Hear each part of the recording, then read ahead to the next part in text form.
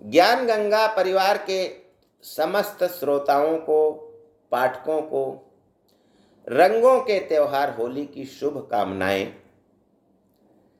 आज हम इस ज्ञान गंगा के 3 पत्ती कार्यक्रम में जानते हैं कि आखिर होली मनाई क्यों जाती है।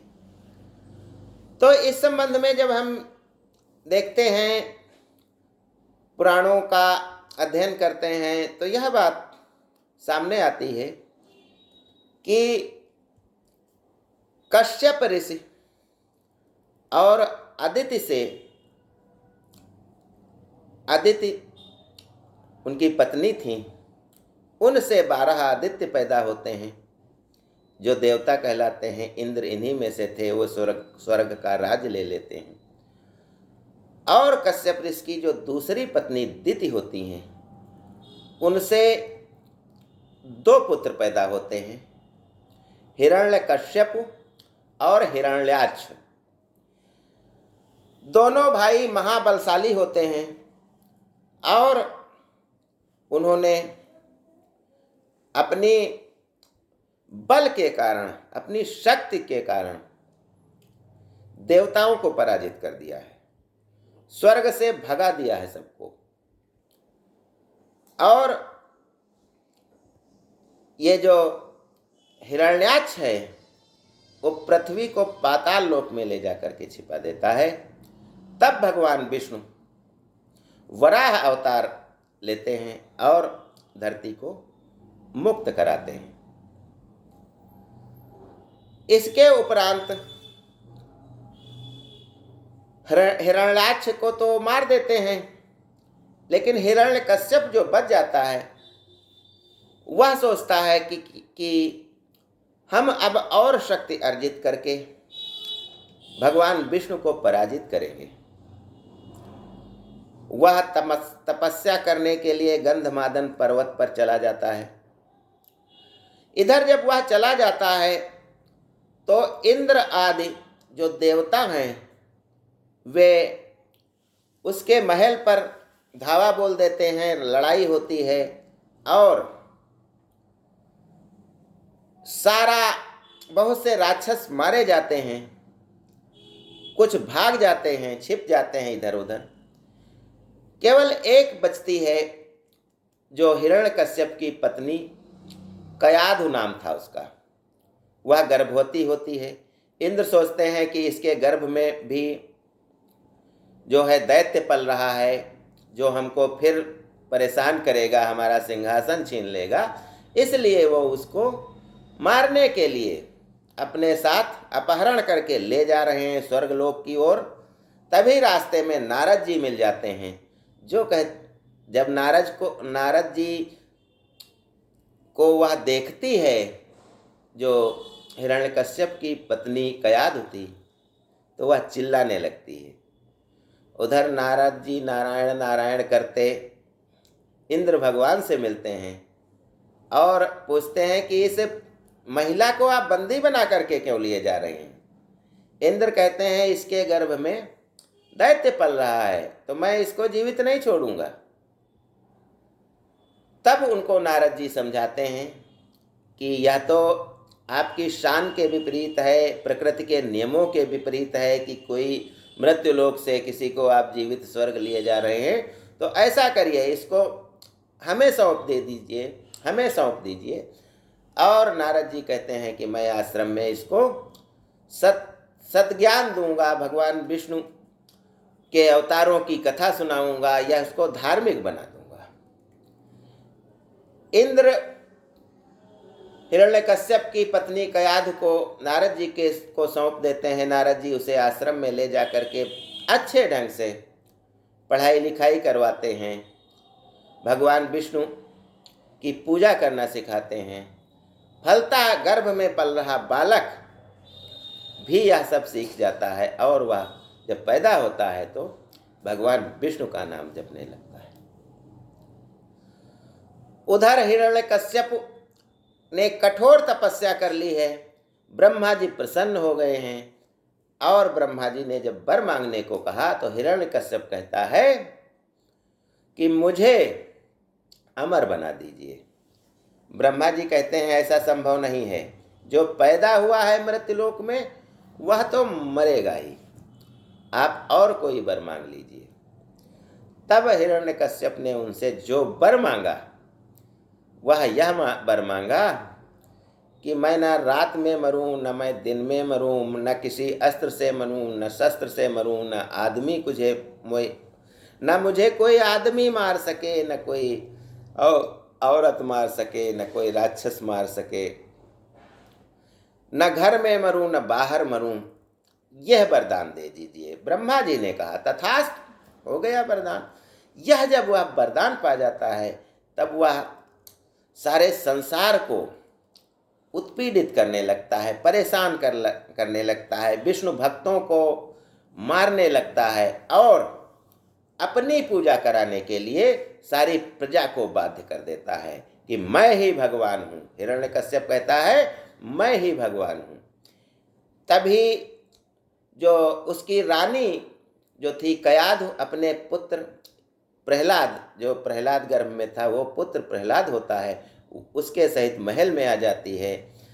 हिरण्यकश्यप अपने बच्चे को देख करके, अपनी पत्नी को देख करके बहुत खुश होता है। वह उसे गोदी उठा लेता है, लेकिन बच्चा तो भगवान विष्णु का जाप कर रहा था।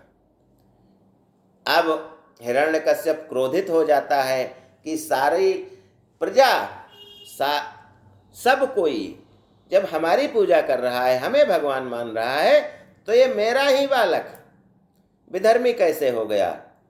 और वह इतना क्रोधित होता है कि सैनिकों से कहता है कि इस प्रहलाद को मार दो। सैनिक तलवार लेकर उस पर टूट पड़ते हैं, लेकिन बच्चा ध्यान में चला जाता है, भगवान विष्णु के ध्यान में, जिसकी वजह से उसका बाल माका नहीं होता है। जब ऐसे नहीं मरा तो हिरण्यकश्यप ने कहा कि इसको ले जाओ, पहाड़ से ढकेल दो। चोटी से उसे पहाड़ की गिराया जाता है, लेकिन फिर वह बस भगवान विष्णु का नाम जाप करने लगता है। तो ऐसा लगता है किसी ने उसको गोदी में रख करके नीचे रख दिया है। आश्चर्यचकित सैनिक होते हैं। उसके बाद उसको जहर दिया जाता है। वह भगवान का नाम लेकर जहर पी लेता है, उसे कुछ नहीं होता है। हाथी के पैर से कुचलवाया जाता है, फिर भी वह नहीं मरता है। सांप लाए जाते हैं डसने के लिए जहरीले, लेकिन प्रहलाद को देख करके वे झुक करके उसका नमन करते हैं और चले जाते हैं।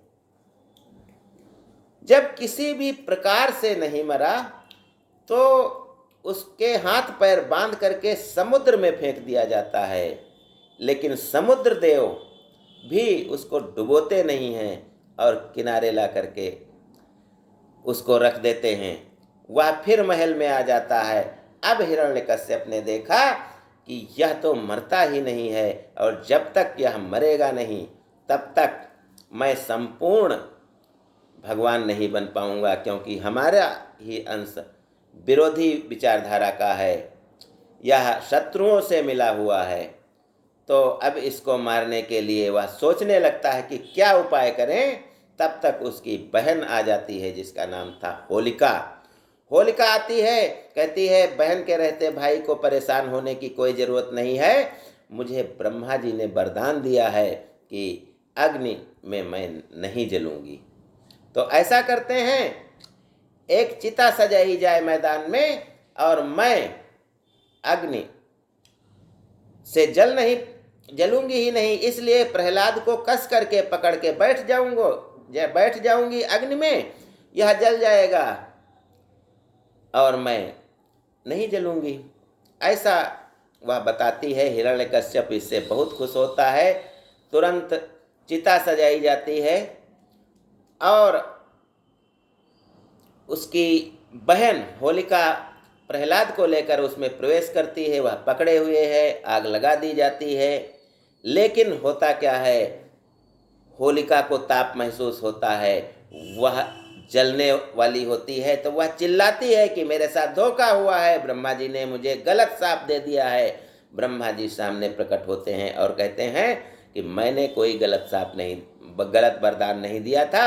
मैंने तो यह कहा था कि इस वरदान का उपयोग हित में करेंगी, प्रजा हित में, लेकिन अपने को बचाने के रूप में करेंगी। लेकिन आप तो अपने को भी नहीं बचाने के रूप में कर रही हैं, आप तो किसी को मारने के लिए इस वरदान का दुरुपयोग कर रही हैं। इसलिए आपका वरदान, मेरा वरदान निष्फल होता है और यह तुम्हें ही मारेगा, क्योंकि तुमने इसका गलत उपयोग किया है। होलिका जल जाती है, प्रहलाद वैसे ही रहता है।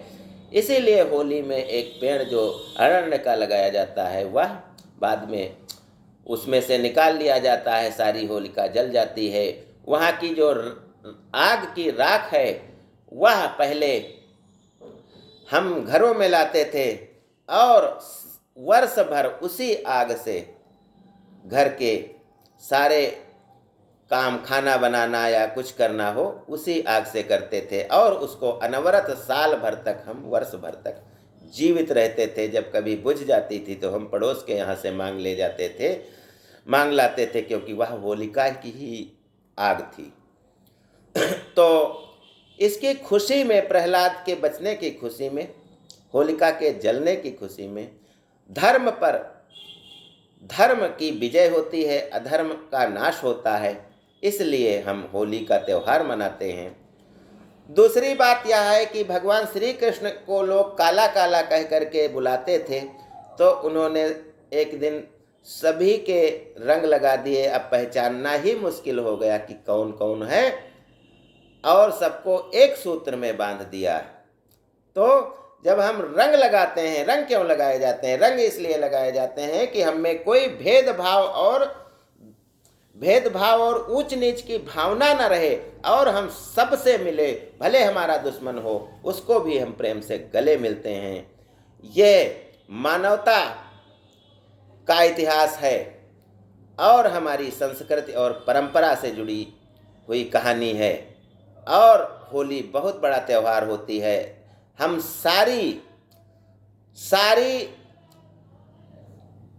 सारे मन की सारी कलुषता को छोड़ करके हम एक मानव मात्र से, हर व्यक्ति से, हमारा भले दुश्मन हो उससे गले मिलते हैं। इससे भाईचारे की भावना प्रबल होती है और खुशियों का यह त्यौहार खाने पीने और रंगों का त्यौहार बन जाता है और प्रतिवर्ष आता है, जिसे हम धूमधाम से मनाए जाते हैं। होली की सभी को पुनः शुभकामनाएं। ज्ञान गंगा में बस आज इतना ही। जय हिंद, जय भारत।